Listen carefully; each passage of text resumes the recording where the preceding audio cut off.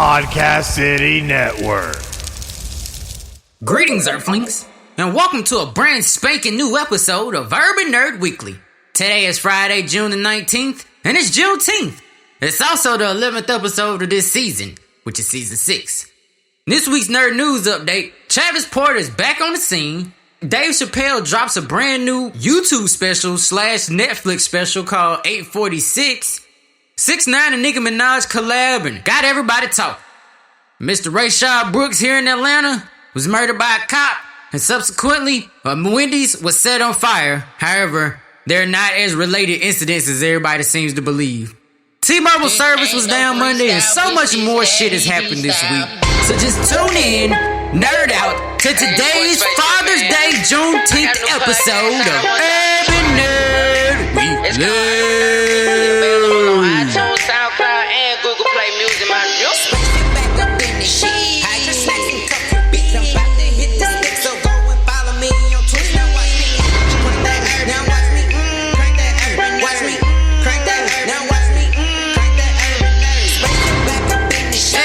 What's happening, guys? It's your boy Space. Welcome back to yet another episode of Urban Nerd Weekly. Got a lot in store in today's episode, as usual, guys. So much is happening every week now that it's like I can't, like, did you hear the intro? I couldn't even name all the shit that we gonna end up talking about in today's Nerd News update. I can't even tell y'all what's gonna be in today's Rona Watch, but just know we are having a Rona Watch today. Just like we will up until, I guess, whenever they say this shit ain't as bad as it is now or was before. Whatever the fuck we're doing about this. But yeah, man, so like I said, glad you guys tuned in. Today is Friday, June the 19th, which makes it Juneteenth, so happy Juneteenth / Emancipation Day to all those that applied the other day. Sunday was Flag Day, so it's like the week began and kind of sort of ended with the holiday, which, you know, we already discussed last year the significance of Flag Day, and we did last year's Flag Day episode, or the week of last year's Flag Day. Why did that become a tongue twister? I don't know. But anyway, also just want to remind everybody that on the Urban Nerd Weekly SoundCloud page, we now have temporarily, I guess, until SoundCloud decides that the COVID-19 is less of a threat to the music community or the audio online digital audio community, I guess, because you can do more than songs on SoundCloud. Clearly, because I'm directing you to our page there. Anyway, there's a donate button. If you guys want to, give a penny for your thoughts, you can drop it there. Any donation helps, no pressure. You do not have to donate in order to listen or enjoy anything that has to do with Urban Nerd Weekly. It's just that in these trying times, it takes a little bit of ingenuity to get the money up to keep, certain things going as far as, one's aspirations online and in the real world. And it helps out a lot for the show. We've already received a few donations, and they've definitely helped us out here at Urban Nerd Weekly headquarters. So, anything, like I said, is welcome and help and no pressure, and we ain't mad at you if you don't donate. It's there. So, in today's episode, today's topic is actually, we have two topics today. We're going to talk about Juneteenth, and we're going to get into a little Father's Day celebrating, seeing as how Father's Day is a couple days after today. And I mean, we'll probably talk about it a little bit more next week, but however, I just, today's Father's Day subject matter, got me all excited because, I'm a new father once again, and just giving me time to reflect and think about how awesome my dad is. So we'll be talking a lot about that later. But as usual, before we get into anything, I'd like to remind you guys to subscribe to the show on all the different platforms that's available, which is pretty much everything except Spotify and Anchor. Y'all can definitely catch us on Google Podcasts, Apple Podcasts, Stitcher, Spreaker, TuneIn, Outcast, Shoutbox, I think that's what it's called, TuneIn, pretty much everywhere, man. Definitely could find us on podcastcity.net. Our URL in particular is podcastcity.net/Urban Nerd Weekly. So make sure you guys hit that up if you want to check us out and, meander around a little bit after the show to see some of the other great content on podcastcity.net.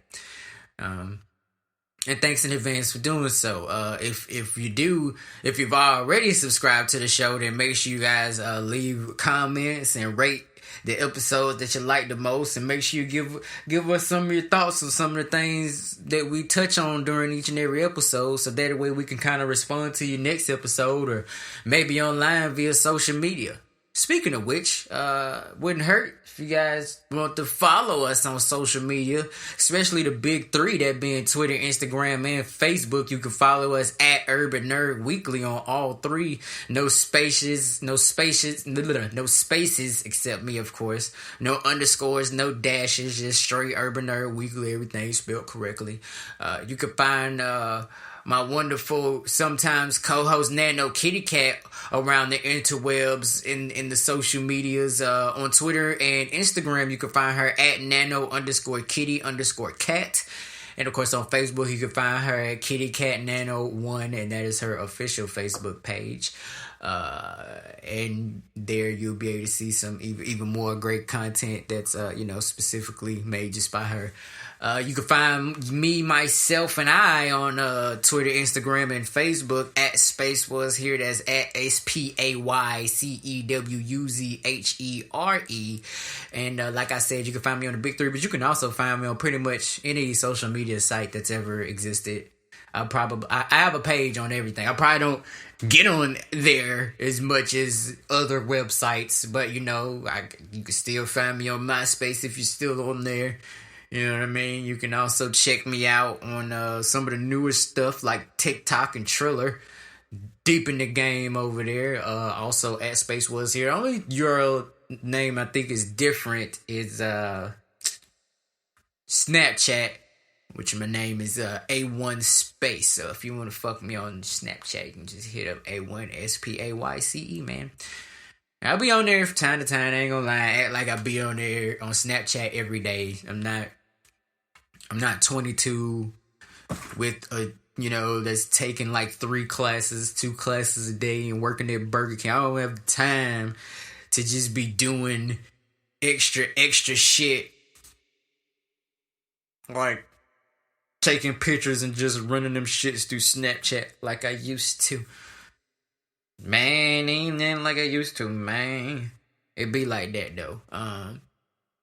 But yeah, without further ado, we're gonna keep it moving on with the show. On today's digital download, y'all could definitely check out all of this stuff, everywhere they respectively found online. In the book section, we got Devolution by Max Banks. We also got Last Train to Key West by Chanel Cleaton, and 28 Summers by Ellen Hildebrand. All available since June 16th. In the movie section, all available today, of course, because movies come out on Fridays. We got Baby Teeth available everywhere, video on demand. We got Miss Juneteenth everywhere, video on demand. And you can also check out You Should Have Left everywhere that movies are on demand. In the music section on June 17th, we got Blue in Exile gave us Miles. Today, John Legend dropped Bigger Love. And in the comedy section, we got Julio Torres with My Favorite Shapes, which of course came out on the 15th. In the video game section, we got Grifflands that came out on the 15th, available on PC. On the 16th, we got Despendos 3, available on PlayStation 3, Xbox One, and PC. And we also got Disintegration available on PlayStation 4, Xbox One, and of course PC. On the 17th, also in the video game section, we got Haxity available only on PC. We got Pokemon Sword and Shield, the Isle of Armor, available of course exclusively on Switch. Yesterday, we got Walking, available on Xbox One and PC, and today we got Burnout Paradise Remastered, available on Switch. The Academy, the first riddle, available on PC, Mac, iOS, and Android. We got the Coma 2 we got the Coma 2 Vicious Sisters, available on PlayStation 4 and Switch. And we got The Last of Us Part 2, available on PlayStation 4. So that is all for today's digital download. If you guys, I haven't said this in a while, but if you guys are fans of any of the titles that get dropped during the digital download, make sure you guys leave us some comments about that game or book or piece of content or whatever it is that we talk about, video games, books, music, movies.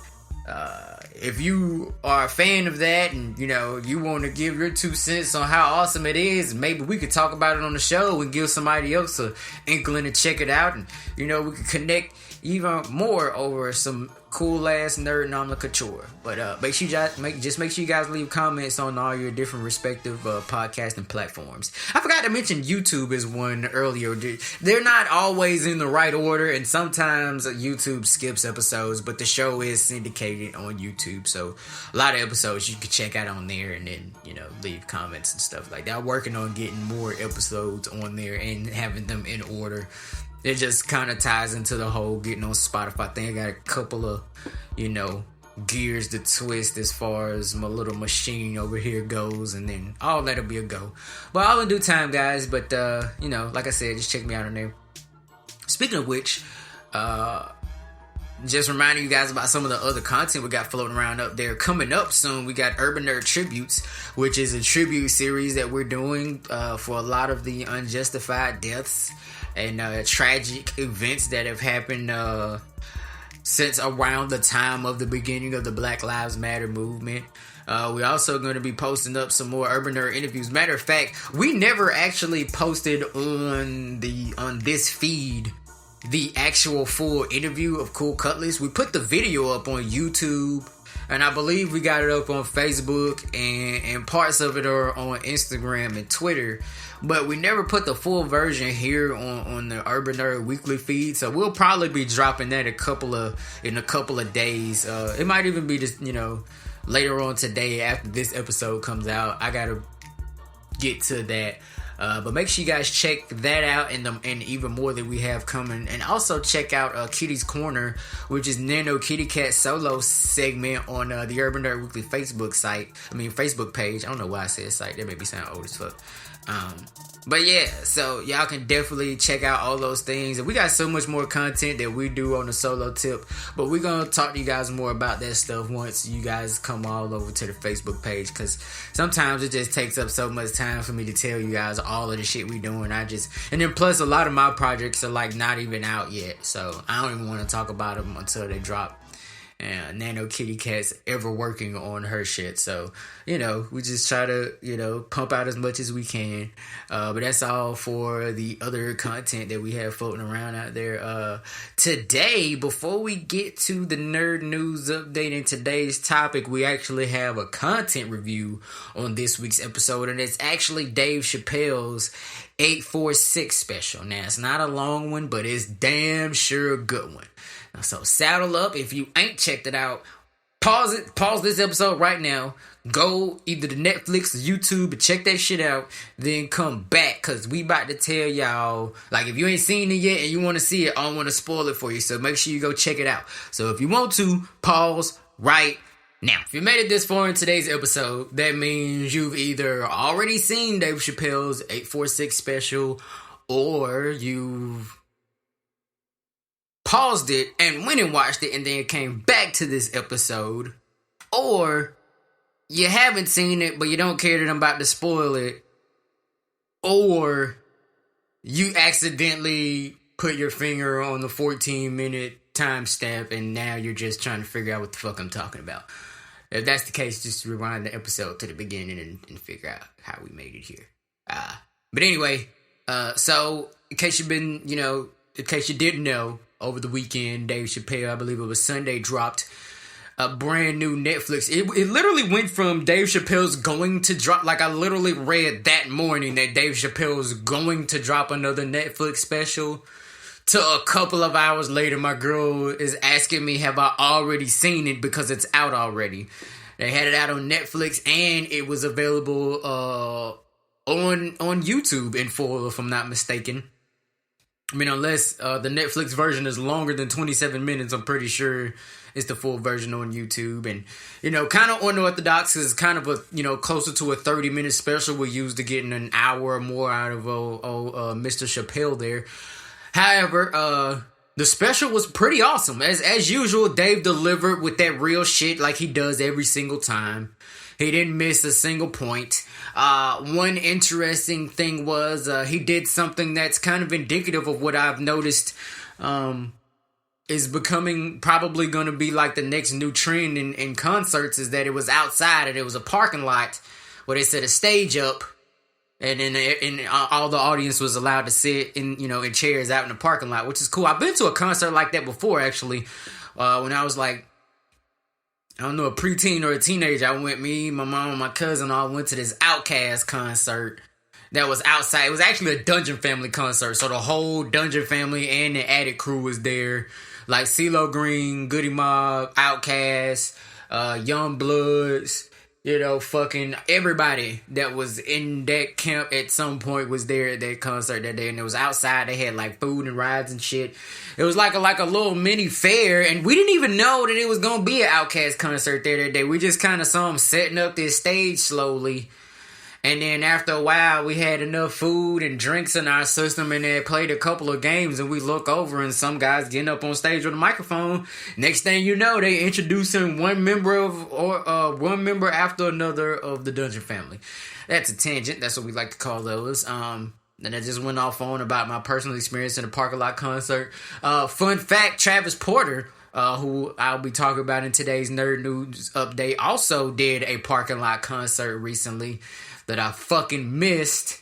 Well, I missed it, because I didn't realize the tickets had sold out so fucking fast. I wasn't ready for that shit. And so, the tickets got sold out real quick. And plus, I still would have had to figure out what I was going to do about childcare on that day. Because now that's a new part of my life, is figuring out childcare whenever I want to go do stuff, Especially since the old lady's already headed back to work. And, real life has resumed here in the spaceship household. And then we got to figure out, little stuff like that whenever we want to do something. But yeah, so like I said, it was it was outside. It was nice. It was nice and intimate. Kind of like how a nightclub setting would be, more so than a arena type of a stand-up special, which was, always best for the best of comics. You don't need a huge crowd when you're a really, really good comic. That's a secret of stand-up, truly.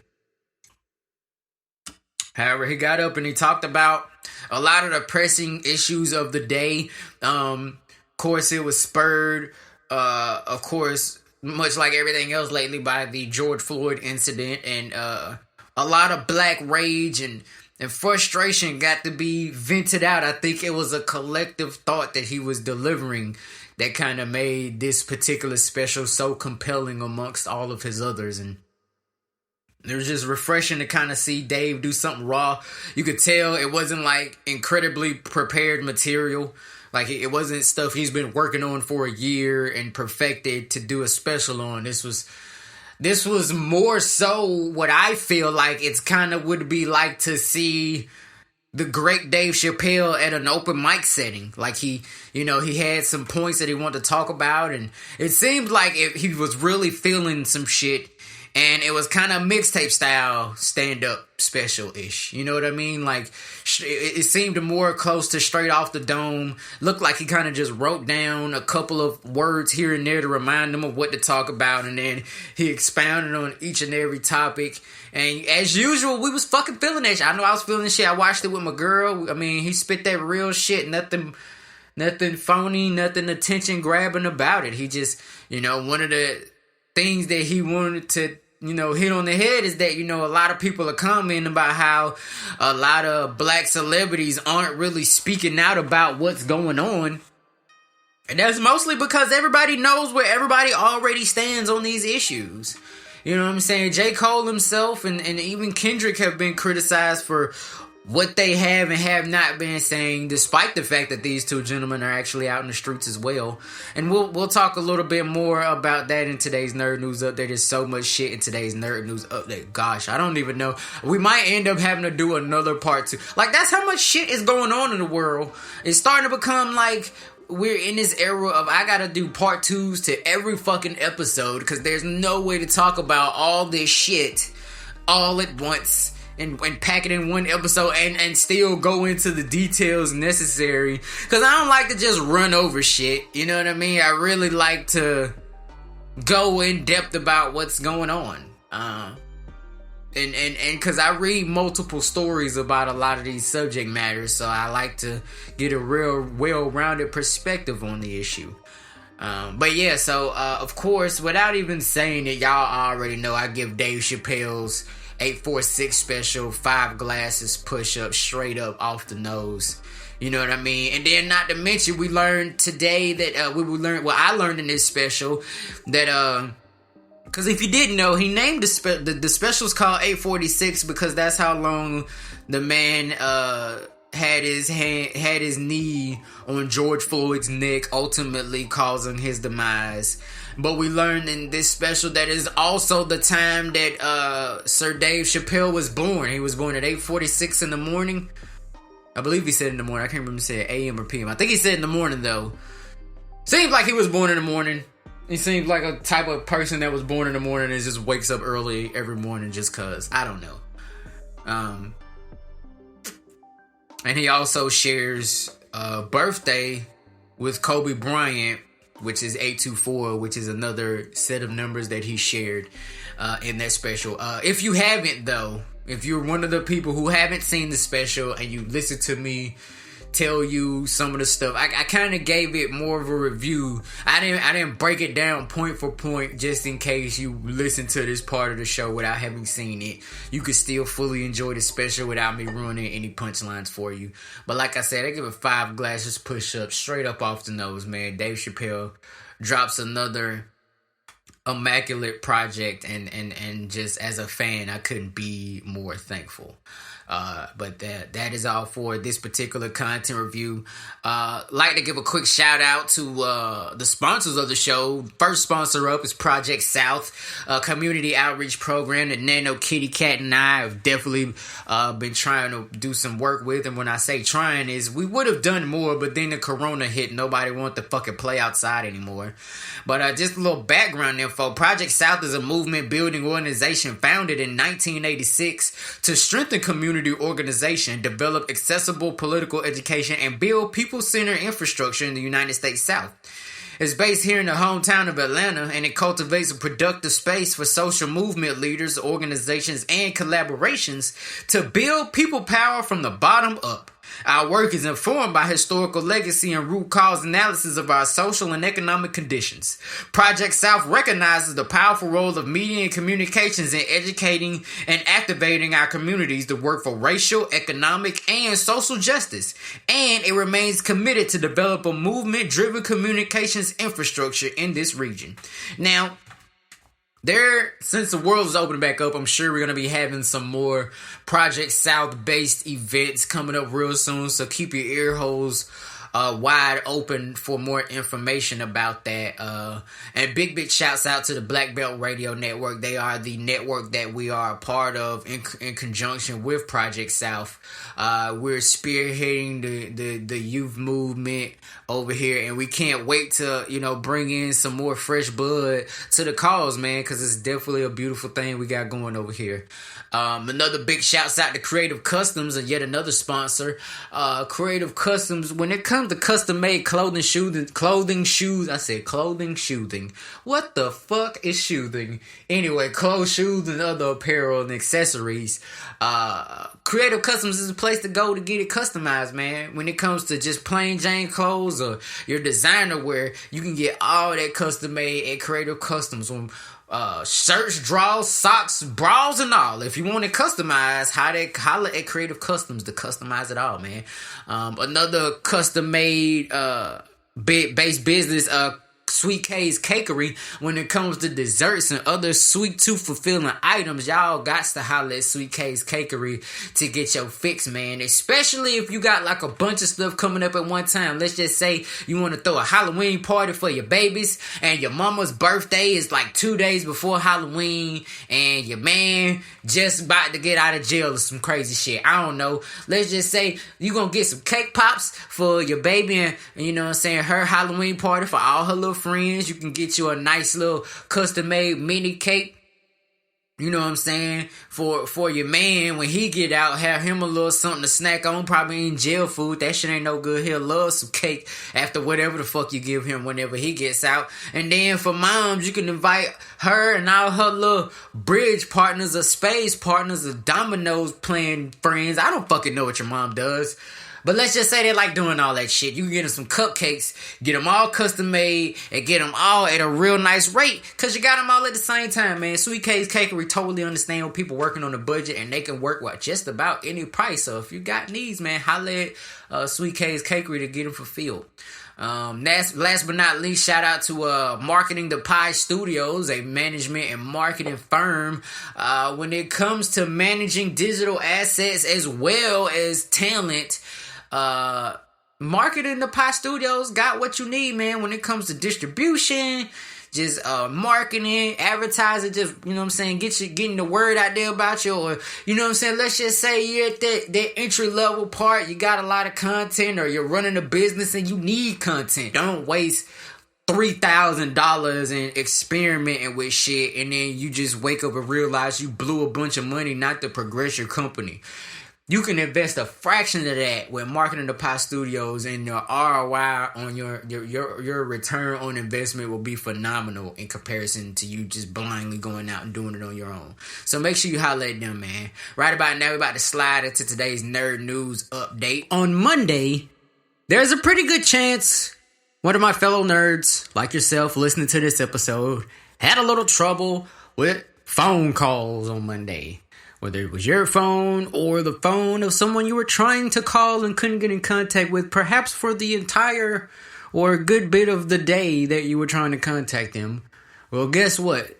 On that particular day, there's a good chance no one was dodging you, no one was trying to avoid you. See, if you hadn't heard yet, T-Mobile's service was down on Monday, which resulted in them not being able, some people who have T-Mobile service not being able to make and receive phone calls, and some totally disconnected for, you know, on average about 6 hours in some cases. So I actually was there to have someone to witness. I witnessed someone have that issue. One of, you know, my girl has a T-Mobile phone, so she was one of the people who in the middle of the day just stopped being able to make and receive phone calls, couldn't use the internet, couldn't send or receive text messages or any type of communication. When I say not even, you know, like I think maybe the Wi-Fi would have worked, but we don't have Wi-Fi, so we'll never know. But yeah, and so that caused some issues for her that day, and then I tried to call her phone and it just went straight to voicemail. It was kind of like everybody's phone was just cut off. It was really crazy. According to the Verge.com, of course it's over now because, you know, now it's fucking Monday. But yeah, so, you know, if you had issues on Monday and you didn't know for whatever reason, and somehow you managed to listen to this podcast without realizing shit was fixed, T-Mobile, Verizon, and Amazon customers were mystified on Monday. And this is an article by Jay Peters and Sean Hollister for TheVerge.com. T-Mobile, Verizon, and AT&T customers were mystified on Monday when some of their calls stopped going through. And what turned out to be a nationwide outage for T-Mobile's network specifically that lasted most of the day. Around 1 a.m. Tuesday, the company tweeted that the voice calls and text messaging services had been fully restored. According to the reports on the Down Detector and social media, the outage spiked around 2:20 p.m. Eastern Time on Monday, while AT&T told The Verge that its network was operating normally, and Verizon said its network was performing well. T-Mobile confirmed that it was working to fix a voice and data issue that has been affecting customers around the country. Verizon also said it was not to blame. We're aware that another carrier is having network issues. Calls to and from that carrier may receive an error message. Read part of a statement from the company. It makes sense that what appears to be a multi-network outage could actually stem from a single carrier, since people reporting failed calls don't always know which carrier their recipient is using. As of 6 p.m. Eastern Time, T-Mobile had already restored data services, but was still struggling to return phone calls to normal. Teams continuing to work as quickly as possible to fix the voice and messaging problems some were seeing. Data services are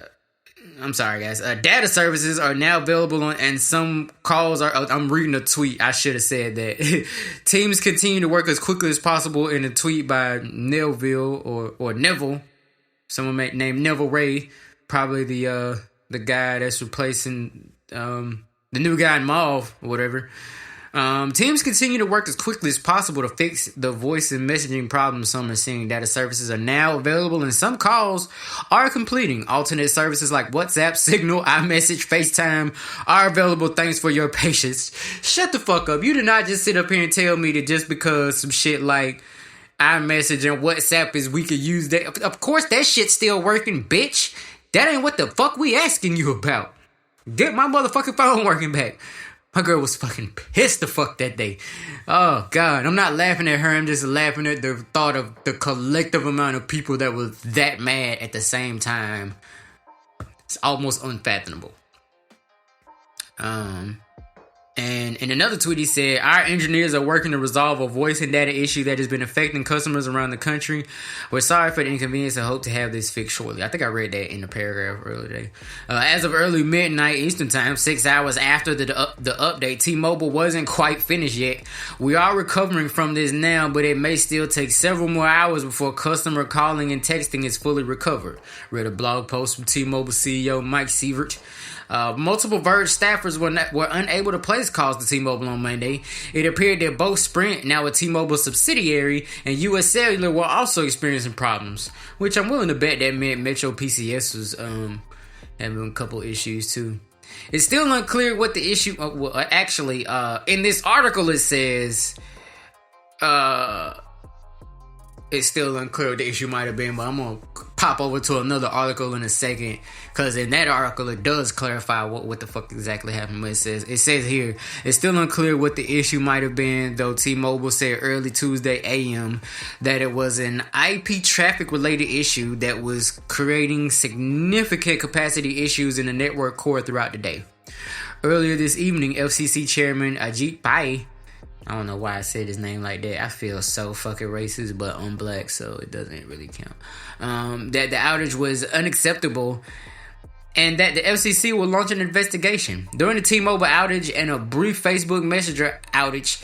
Oh shit, Facebook Messenger was down too? A rumor spread on social media that the United States was suffering a massive targeted distributed denial of service attack, but so far those rumors seem unfounded. Security researcher Brian what if that's really what was going on and we're just the people, like you see in the movies where some real fucked up shit happens and then they tell all the people some bullshit lie that kind of sort of sounds plausible and everybody believes that shit, and then all the people that know the truth just sound fucking crazy. I feel like this is going to be one of those things that people talk about like that. So security researcher Brian Krebs, who knows a thing or two about DDoS attacks, tweeted that there was no indication that the outage was related. I found no indication these outages are DDoS related.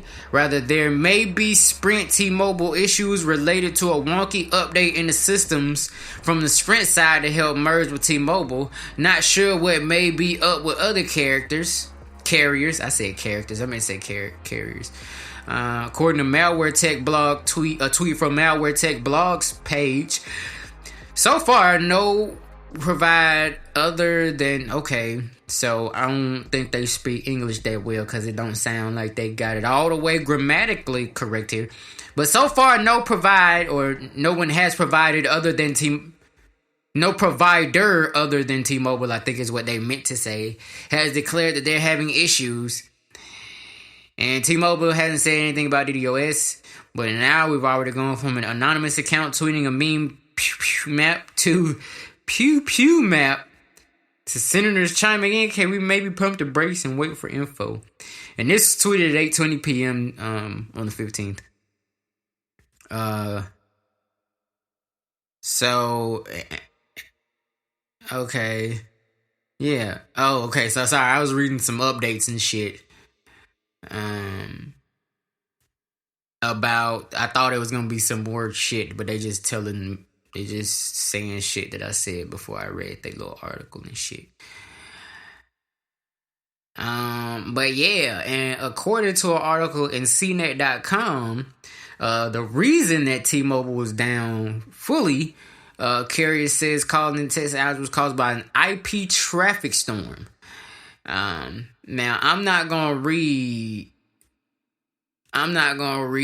the whole article. Well, yeah, I'm not gonna read the whole article. But I am gonna slipstream us straight to the point where it tells us exactly what we're trying to hear. Customers across the country took to Twitter to note the outage with T-Mobile, and T-Mobile down, hashtag T-Mobile down, rising to the top spot on the site's U.S. trending topics for several hours Monday. The main issue appeared to be, which is how I found out what was going on, and I ended up telling my girl, because I was like, wow, because at first, we thought her phone had been cut off, and it's like, no, because that cell phone bill been getting paid. If shit else ain't got paid, the cell phone bill done got paid. You feel me? So I happened to get on Twitter, and I was like, T-Mobile down, like what the fuck? And so I googled that shit, and lo and behold, and this was around like 3 o'clock when I was doing this, so it had just peaked, and my girl was one of the users that got caught up in the peak of the outage. After speculation throughout the day, blaming the outage on a network configuration gone bad or a distributor denial of service attack, T-Mobile CEO Mike Shriver wrote in a blog post late Monday that the outage was caused by an IP traffic-related issue that... Okay, yeah, but that's the same shit. Oh, okay, here goes in an update. Okay, so that's why. And then nobody had the right shit. So, in an update Tuesday, this is also from the article. In an update Tuesday, Ray provided more details saying the outage was triggered by a fiber circuit failure that T-Mobile releases from a third-party provider in the Southeast. The carrier has redundancies set up to handle this kind of issue, according to Ray, but in this case, the redundancy failed and created an overload situation. So, this overload resulted in an IP traffic storm that spread from the Southeast to create significant capacity issues across the IMS, which is the IP multimedia subsystem, core network that supports the LTE calls for the network. Ray wrote, referring to voice over LTE calls, Ray said voice over LTE and text in regions were fully recovered by 10 p.m. on Monday. So there's a technical answer to that question, which is wow. And as far as I can recall, I don't think I've ever been a witness to some massive service disruption on my internet service providers and shit. You know what I'm saying? So it's been really crazy to kind of see that play, especially for as long as it was happening. It was like a whole fucking day. You know what I mean? That shit's crazy. But all in all, man, sorry to all the T-Mobile customers out there that had to deal with that bullshit, man. It's already hard enough, these motherfucking cell phones and shit as is, without having to now, okay, so fuck, that happened that time. How many times could we expect that shit to happen again? You know what I mean? How do we, what do we expect during that time period and shit? That shit crazy, right? But yeah, so on to other nerd news.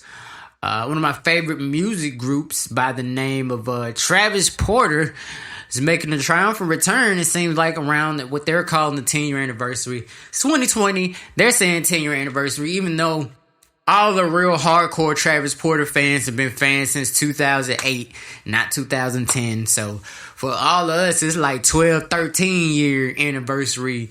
You know what I'm saying? So, you know, but big shouts out to Strap Quiz and Ali. They just did a parking lot. Y'all heard me talk about it earlier. They did a parking lot concert, which is actually a website parking lot concert, which is a series of concerts that they're doing with some very progressive artists that have chosen to try to hold some concerts outside in lieu of avoiding close proximity for their shows. So, you know, in light of the whole COVID-19 pandemic that is, you know, shaking up the world recently.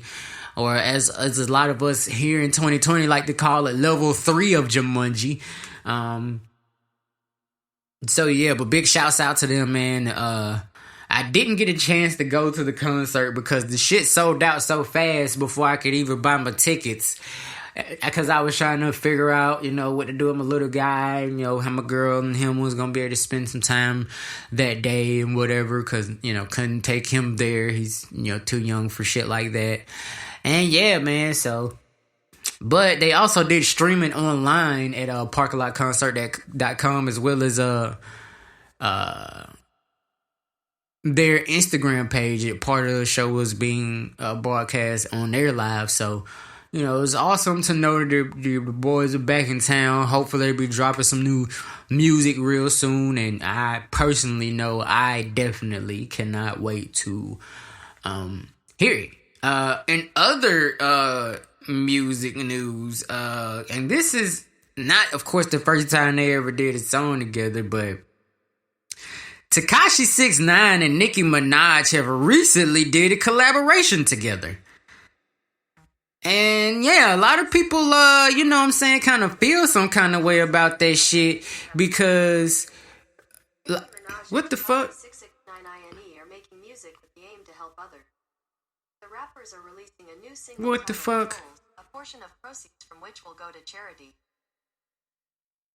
Alright, so for whatever reason, my phone heard me say that shit and decided to look it up, which is convenient because I was going to look it up in a second anyway. But now I got all interrupted and shit. I don't remember what the fuck I was saying. Anyway, y'all remember Tekashi 6ix9ine and Nicki Minaj did Fifi shortly before Holmes had to go get to the clinker or whatever. And yeah, so the song went like 8 times platinum or some shit, right? Especially since he kind of got locked up like right after the song really started hitting the stratosphere. Just kind of catapulted it even further. And now because of that, you know, of course, they done decided they want to work together again, even though Tekashi 6ix9ine is persona non grata against, you know, most of the hip-hop community for being an openly known snitch that has weaseled his way out of jail and has been out on the streets amid the coronavirus epidemic. Like, I don't think y'all understanding what the fuck is going on here. Now, of course, he's heavily security guarded and junk like that, but, yeah, so... Of course, I'm sure y'all heard fucking whoever the motherfucking bitch's name is that does the Google voice. You know, Amazon got Alexa, Apple's got Siri. What the fuck is the bitch's name that does the Google shit? We'll do that on another episode. Right about now, Nicki Minaj and Tekashi 6ix9ine have a new collaboration. Nicki Minaj and Tekashi are making music with the aim to help others. The rappers are releasing a new single titled Trolls. I really just feel like I'm parroting this motherfucking name. Y'all already heard this shit. A portion of proceeds for which will go to charity. Minaj confirmed the collaboration on Instagram on Wednesday, which is when I saw that shit. But yeah, so the name of the song is called Trolls. And you know what I'm saying? I've been kind of trying to lay off the 6ix9ine coverage because he just fucking kept hopping in episodes. Every other fucking episode for like 2 or 3 seasons straight. And I don't want people to be confused and thinking that that's what the fuck my show is about. Like, it's not about like Tekashi 6ix9ine. I talk about so much shit in this show. I gotta make sure people remember, like, I don't want y'all coming here just to hear me talk about the newest shit happening with Tekashi. Every fucking episode that shit gets, you know what I'm saying? So yeah, man. But and it's crazy because both of them call out rappers for being hypocrites about snitching shit. Like in this article at Billboard.com by Carl Lamar, on Thursday night, which was the 11th, 6ix9ine and Nicki Minaj connected on Instagram to talk about their new collaboration, Trolls, which they both seem to be, and we know for sure 6ix9ine is. During their conversation, the two scolded rappers were playing both sides of the fence when it came to snitching. I feel like street niggas have every right to feel how they want to feel about snitching because they live that life, said Minaj. I feel rappers need to play it easy because everybody mingles and integrates with everybody. If a top executive called one of y'all rappers, y'all sign it. She added, you know, I'm not on the block with 6ix9ine. Me and 6ix9ine is not on the block. We're in the music business. You rappers is in rooms all the time with people with sketchy pasts, and I'm not judging anybody because I'm not doing that. Bitch, please. I have nothing but respect for so many of these people, and I would never fix my face to talk crazy about them. Early in the night, 6ix9ine lambasted Meek Mill, Snoop Dogg, and Future for their past comments. The Gummo rapper claimed Meek affiliated with snitches, namely Roc Nation executive Desiree Perez, who cooperated with the DEA in the 1990s. Meek Mill, you can pick and choose who you want to call rats. This is public information, sir. You know? He said, ever since Nicki left you, you were a nobody. Did you forget who you was? I forgot what Drake said. What did Drake say? Was that your tour or your girl's tour? Okay, so yeah, they just quoting shit now. But yeah, so you know what I'm saying? And then that is another thing that happened, like Tekashi actually dropped a list recently of people that have reportedly done some snitching that we supposedly didn't know about. So I think it's very, very interesting how polarizing an effect people like Tekashi 6ix9ine are having, because here's the thing. People are criticizing Nicki for working with Tekashi, right? But, I mean, it's a lot of people that, Nicki won't work with because, which is very ironic, because it's people that Nicki don't want to work with because they chose to work with other people she don't fuck with. And a lot of people don't want to do music with Nicki right now because of how shiesty they heard she was banned since Cardi popped up on the scene. It's like she exposed all the shit that people been secretly saying, you know, in the background of the music industry about Nicki for years. And now it's like kind of public knowledge that she kind of fucked up. You know what I mean? So, them being two people that kind of are hated by a lot of people in the industry, fan-wise and work-wise. Shit, bruh. I can't even call it, man. Seems like they perfect fucking two to make a song together right now, since so many of y'all dislike them, and then they did already have an 8 times platinum hit song, and they probably gonna do it again, because I don't know if y'all seen Google, that new shit that came out since he been out of jail, but that shit broke fucking streaming numbers in like 2 days, like he was doing right before he went out of jail and shit. So, you know what I mean? I don't know if you want to hear it, because I actually hadn't heard it yet. I haven't actually heard the song. I didn't take time to stop and really look for it. I just kind of been peeping what the fuck, you know, because this kid is a show. 6ix9ine is a walking, talking reality fucking show, whether you want to admit that shit or not. However, as it is, they have a song together and you want to check that shit out. It's called Trolls. I'm sure it's available on all of the streaming sites and shit. And yeah, so shouts out to them, I guess. I don't fucking know. Up next in today's Nerd News update, I already told you guys my content review of Dave Chappelle's 846 special, but if you missed that part of the show for whatever reason, just please go and check that shit out, because he dropped that shit so all of a sudden. When I say it was like Saturday morning, it was like Dave Chappelle set to drop a brand new Netflix special called 846, and I'm like, oh shit. That sounds like it's gonna be good. And then 3 hours later, my girl was like, hey, babe, you seen the new Dave Chappelle special? I was like, It's out. They just said it was coming out this morning. She said, well, it's out now. I'm like, God damn. So we watched that shit. And y'all should too. It was really good shit. However, not so awesome in other comedy news. I don't know if you guys know of a comedian named Chris D'Elia. Or Chris D'Elia. Or I don't want to mispronounce his name. Ironically, he's a white dude that has the same name as black people. I mean, same problem as black people, in that people probably butcher the shit out of his name. But recently, and if you don't know who he is, he's a pretty well-known stand-up comic. He's been on a couple of TV shows. One of the most noted is when Whitney Cummings had a TV show. It was called Whitney on NBC. He played the boyfriend. He's been a lot of other awesome shit. He's really hilarious, in my opinion. He's fucking hilarious. However, recently he has been accused of multiple, when I say multiple counts of grooming and doing real questionable shit with underage girls. Like, it's so fucking crazy right now. Like, around the middle of the week, stories started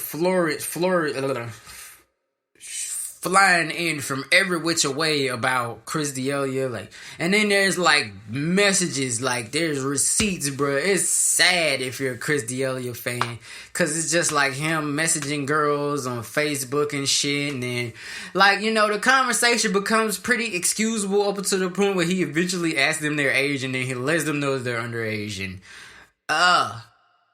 he still is going forward, and some of these chicks, he's making contact with them and then circling back a year later when he knows they've turned 18 and trying to hit him up, and people think that, it's really gross to be trying to groom young bitches to fuck you as soon as they get old enough, but, I mean, that's gross. It is. I find it odd. It's not my cup of tea per se. I do get why people find that weird. However, at the same time, that is something that, as a society, we know that's been kind of going on for a minute now. You know what I'm saying?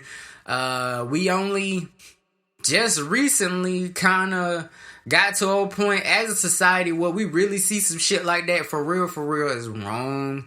And it's always been wrong, but I think now, people are calling folks out on that shit. Back in the day, if a 50-year-old man had a 22-year-old bride, nobody really bats an eyelash as long as he could take care of her and shit. However, you know what I'm saying, as we progress as humans, I think that's becoming less and less and less acceptable, and especially after the whole Me Too movement that's been sparked not long after the Black Lives Matter movement, which is another reason all of these shits going on feel like the second coming of the civil rights movement, because this is the same thing they tried to do the last time the civil rights movement began. They tried to undercut that shit with the women's liberation movement and shit, and took away a lot of momentum. And now I think they're just trying to do that shit again. However, I don't okay, so let me get this straight. Let me straighten out my words before one day I get famous and this shit gets taken out of context. I don't downplay any of the cases of shit that has been going on within the Me Too movement. It's just that it is history repeating itself to where somebody decided to string all these events together and call it a movement to undercut a movement that they're more afraid of flourishing. Not to say that takes any validity away from the Me Too movement. Make sure y'all understand that, because I ain't got nothing but sisters. I got 2 moms. The Lord has blessed me to have both my grandmas still here. So, before anything, I definitely want women to have their rights and shit. But when it comes to how the media manipulates people, always keep your motherfucking eyes open, because they do this shit for real. And slightly related news, which is just so fucking sad that this shit is happening. Danny Masterson has actually been accused of molesting and raping some women in his own fucking house, and it's like 3 cases right now that's surfaced lately. And if you don't know who Danny Masterson is, he's the one that played Hyde on That 70s Show. That's Hyde from That 70s Show. His real name's Danny Masterson. And it really sucks, man, because I hope it's not true, but if it is, it's like, because you think about guys like these and you be like, why do they have to they don't have to do this shit. Like, you know, they got money, they're kind of famous and shit. Bitches won't fuck y'all somewhere, so why don't you just go fuck the chicks that is down for that shit, which a nigga like you. You know what I mean? I don't really understand why exactly it seems like it's just kind of gotta be that way or some shit. But all in all, Danny Masterson and Chris D'Elia it's some real hot water with what they've allegedly did or attempted to do with their respective peni, and yeah, it just sucks to hear shit like that. And but yeah, last but not least on today's Nerd News Update. Not too long ago here in Atlanta, a man by the name of Rayshard Brooks was at Wendy's and reportedly was under the influence of a little bit of alcohol and fell asleep in the drive-thru lane, which I do sympathize with him, because even without being drunk, that shit will put you to sleep. I've honestly, since the whole COVID-19 thing and nobody's allowed to go inside of restaurants, I have honestly been at a Checkers at like midnight and the line was fucking smacked, right? I got in line and I was in line for so long, I have fell asleep in the drive-thru lane before. So the fact that they thought that he was, you know, I don't know if they assumed he was drunk or he was apparently drunk, but I ain't see the reason to send the police to somebody who was drunk or asleep in their car, rather. Because I fall asleep at drive-thru before. And I mean, because the lines be long as hell. It's a lot of times where people are coming to the drive-thru lane where normally at this time of day, they'd be bringing their entire family to sit down in there, like, you know, someplace like Captain D's or some shit like that. And Wendy's is one of those places, you know, you could take it's conceivable for 5 people to walk into a Wendy's and still eat in without considering the coronavirus shit. So sometimes people get in line and they have a whole house full of orders for their one car, which once again is understandable because, like I just said, people can't go inside the restaurants. And sometimes it's honestly just cheaper to send one person in your household to go and make everybody's order, pick it up, and bring it home than it is to have it delivered. Because first of all, now you got to send a stranger to go wait in line they damn self, because it's not like they're the only ones working for any of the food delivery service apps right now. So there's a line for that stuff now. You know, it was really convenient when it was like, out of the next 20 orders that come into a restaurant, 5 of them are like to go. So you got time to sit there and make just their shit. So when someone comes to pick it up, it's not 1,000 niggas in line. But now the fucking drive-thru and pickup line is compensating for the lack of people that are sitting in restaurants nowadays. So yeah, I mean, even just 5 cars deep at a fast food restaurant nowadays could wind up having you in line for a smooth 45 minutes. This is real shit. But anyway, he wasn't as lucky as I was because he fell asleep in the drive-thru lane and reportedly, like I said, allegedly was under the influence of some alcohol. And for one reason or another, police got sent to him. And when they approached his vehicle, I guess they startled him a bit. And, you know, it took a while because at first we didn't have the footage, but after a few days we got the body cam footage plus the footage of, you know, onlookers and passersby in the situation. I said all that to say it's another situation where a young man was gunned down by a police officer.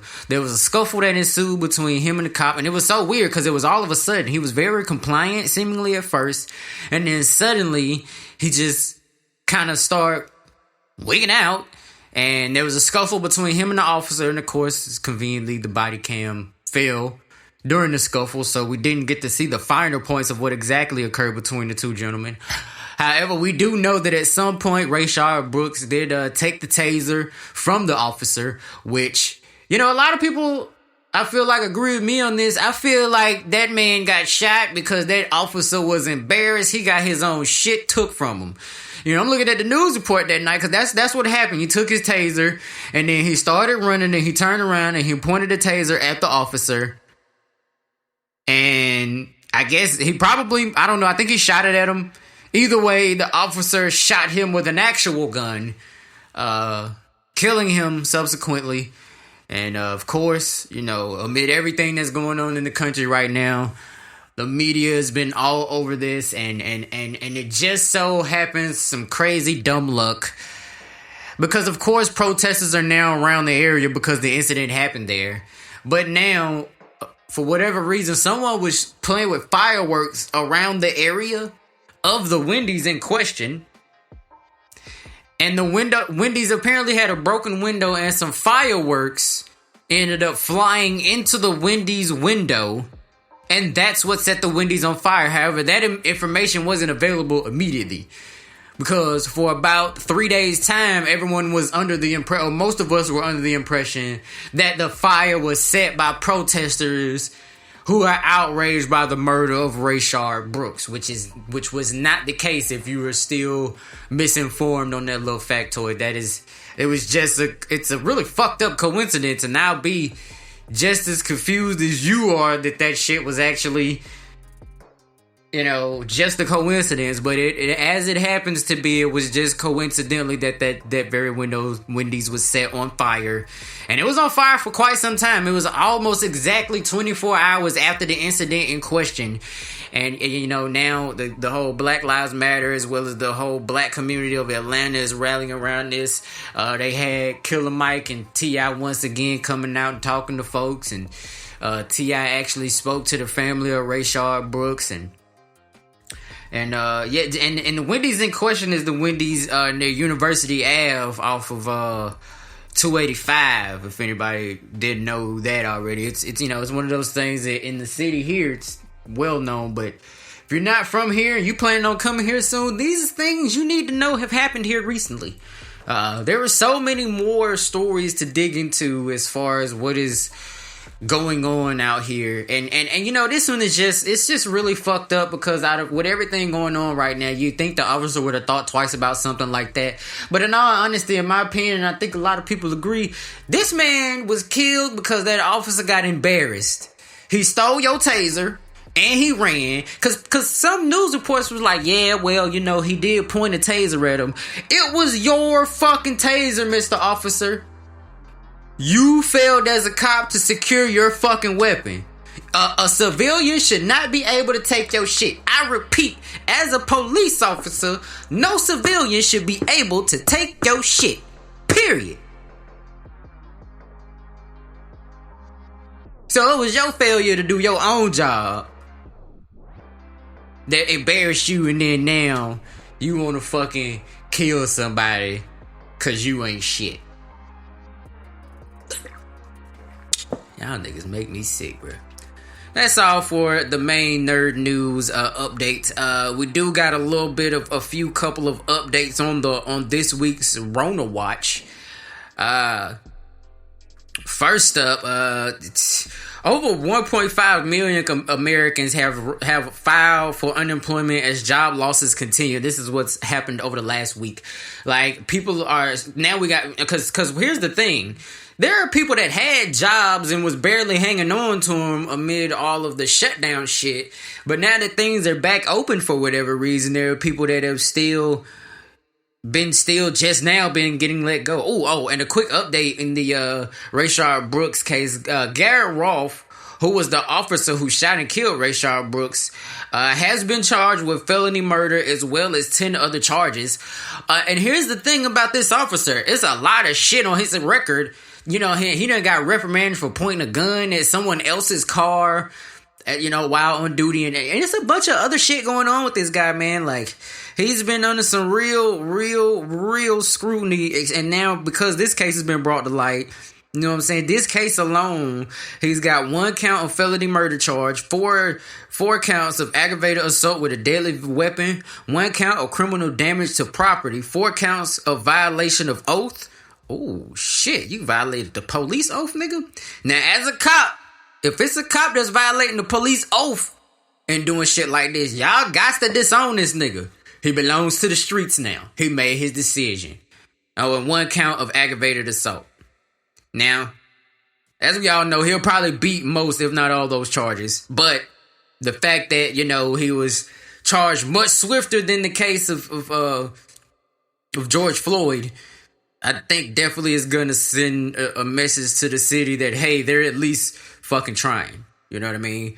In other Rona Watch news, Florida records over 4,000 new cases of COVID-19 in a single fucking day. Now, I ain't trying to be that motherfucker, but 2 episodes ago, I told y'all to watch to see if the numbers of this shit was going to spike. And lo and behold, it looked like it's starting in Florida, where all the crazy shit in America seems to start. In other Rona Watch news, 6 Trump campaign staffers have tested positive for COVID-19 ahead of a Tulsa rally. And this is saying a lot, because, you know, a lot of the times we have, like, diseases and shit. One of the big conspiracies is that they already have a cure for this shit, and the upper level officials and people in political power and, you know, basically everybody that most of us would consider to be in the Illuminati would have access to the cure to this shit, while the rest of us is fucking suffering. But it seems like even these motherfuckers is vulnerable to this shit, which makes me feel like this is something that they didn't figure out how to contain before it got out. And yeah, this is how every fucking dystopian future movie starts off, with some bullshit like this. Some bullshit like this. Fuck y'all, man. I ain't trying to be in that movie. Having all the 90s movies where every movie ended with everybody getting laid and getting and smoking weed and shit. All the movies that's coming out about now times are just, these are postulated possibilities of how the fuck the world's about to end based on what the hell is going on right now. I tell you what, folks, I don't know how y'all are making it through the day without at least a shot or 2 of something. That's all we have for today's Rona Watch. Real quick before we get into today's topic, and I'm not going to draw long forever about today's topic because I did a lot talking about Juneteenth last year. And let me just get into this first. First of all, I just want to shout out all of my Earthling Gang members. Big shouts out to Nano Kitty Cat. Big shouts out to Bobby Abercrombie. Shouts out to the guy Greg Love. Matter of fact, super shouts out to Greg Love this week for showing so much love on the Space Was Here and the Urban Nerd Weekly Instagram page, man. The Urban Nerd Weekly Facebook page is growing quite exponentially lately. We have tripled the amount of people that are engaging with the page, and I couldn't be happier. I thank each and every one of you. Shouts out to each and every listener for helping us get to that. Play count for each episode is starting to go up on average, and you know, we're just so happy about everything. And speaking of the play count increasing, big shouts out to Podcast City Network. Those guys have been a big help in some of the very, very quick short-term growth that we've seen in the show in the last week or 2 or 3. I don't know. I just count the episodes. It's been like maybe 3 or 4 episodes, so what's that, like a month, right? But yeah, shouts out to Podcast City Network and my guy Chris Wilson over there, as well as my girl Alicia over at Marketing the Pie Studios. Big shouts out to them. My homie Derek Sales over at the Upbuzz Podcast, showing you guys how to, you know, buy and sell motor vehicles and such. Yeah, man, and of course, big shouts out to Black Belt Radio Network as well. I know I'm forgetting people, but I just have so many people I fuck with. The shout outs could go on forever. Big shouts out to Cool Cutlass. Huge shouts out to my guy Hitman and Hitmaker. Shout out to Koya Z and of course Funny Weird Mom over on Instagram. And of course, big shouts out to my guy Von Roberts over in Cali. Make sure y'all check out his YouTube comedy special, I Hid the Car Seat For You. The title in and of itself should let you know, like, this guy's hilarious, man. But make sure you check those guys out. So on today's topic, our main topic is, of course, Father's Day is coming up in a few days. So big shouts out to all the dads out there, man. Big shouts out to my dad. Love you, Dad. My dad is awesome. He is a dad, like a fucking, like, you know how you see some people when they're teenagers and you can just kind of tell by their attitude this is gonna be someone's fucking parents one day. I think that's how my dad was. He's always just like, when one time he came to see me at work and one of my coworkers was like, "Hey, I think your dad's outside." I was like, "Why do you say you think my dad's outside?" He's like, "Well, he's black." And so that's one thing, because I was out in the country. Two, he kind of looked, my dad, of course, he's my dad, so I look a little bit like him. But her main thing was, he looks like a father. Like, I just feel like he's someone's dad, and I get this feeling he's yours. Lo and behold, I come outside and fucking dad's at the job. And she just could tell that, because she didn't even speak to him. She just saw him walk in and immediately came to me like, "I think your dad's outside." Shouts out to my dad. Especially since this Father's Day, he is once again the grandfather of one of my chillins. Baby Nerd, as you guys know, is here, loud and proud, as I'm sure you've heard in the background of a couple of episodes that I couldn't edit him out of, as well as the one episode that I let him introduce everything. I don't know if anybody caught this, but him on the second episode of this season, you just hear him like kind of crying a little bit at the beginning. Since he can't talk, that was him saying "Greetings, Earthlings." I don't know if you guys caught on to that, but that's what that was. So me and Baby Nerd are going to go see Grandpa, and gonna have a good old time, great time. And since the COVID, the pandemic and the whole shelter in place thing, he hasn't actually got to see little man in person yet. So this would be a great Father's Day gift from my dad from me. So Dad, if you're listening to this episode, this one's for you. Happy Father's Day, man. And the other part of today's topic is just, a little review, as I did say last year on last year's Juneteenth themed episode. We gave you guys, a whole bunch of background on Juneteenth, and I just wanted to make sure we go kind of gloss over a little reminder about just how awesome Juneteenth is and what exactly it means. And if you guys didn't know, this is your chance to know. Juneteenth is a day of remembrance. It celebrates June 19th, 1865, the date which Major General Gordon Granger and Union troops reached Galveston, Texas, with the news of the Civil War's end, taking place 2.5 years after the Emancipation Proclamation. It represents the end, or what we most of us consider the true end of slavery in the United States. So, when you guys are out celebrating today, just make sure you guys know what you're celebrating. It's pretty cool that it's being recognized as a national holiday now.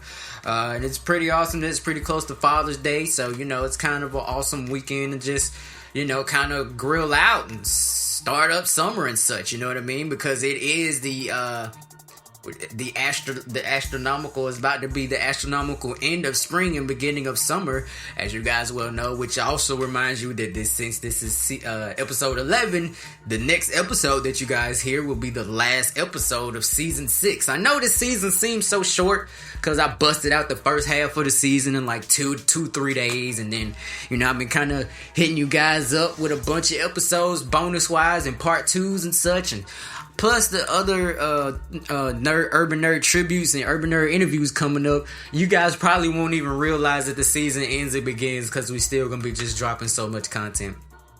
But with that being said, that does bring us to the end of today's episode. I wish I could go on so much more, but I'm just starting to get to this point where I'm like running out of time, with everything I want to talk about in the episode. I didn't want to do a part 2 this week because I got some obligations. But I definitely will see you guys next week. So until then, my name is Space. I was here, but now I'm